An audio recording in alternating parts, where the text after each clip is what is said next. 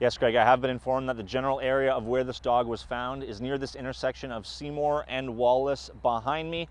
This dog was first noticed hanging in a tree, deceased, at around 10:30 in the morning on Wednesday. 5 hours later, nearly 5 hours later, the North Van District Humane Society was called, and by that time, the dog had been removed from the tree by members of the public. There is a photo circulating online of this dog deceased in the tree hanging. However, we have decided at Cogeco News not to show that photo due to its very graphic nature.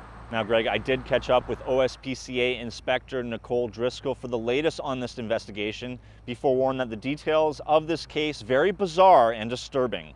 Yesterday afternoon, received a phone call from North Bay City Police regarding a deceased dog that was found at a local business that had been slumped over a tree branch. I attended immediately.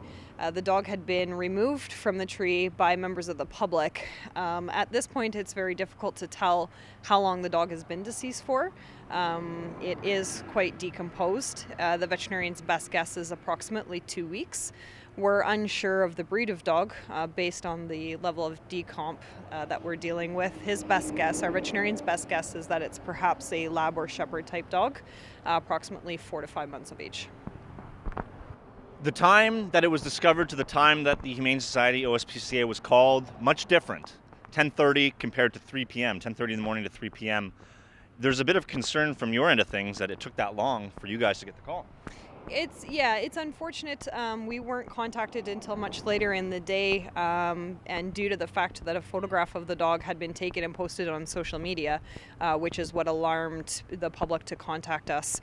At that point, the dog had been removed from the tree and had been basically disposed of. So when we arrived, of course, we're not finding what was posted on social media, which is what we would have liked, so that we could document it and gather as much evidence as we could have. And I'm not sure if it's people aren't aware who they should contact or when they should contact us, but I mean, if at any point there's any question or you're finding an animal, especially in this manner, deceased, it's slumped over a tree branch, most people's minds go to that humans were involved. The dog didn't climb up in the tree and die there.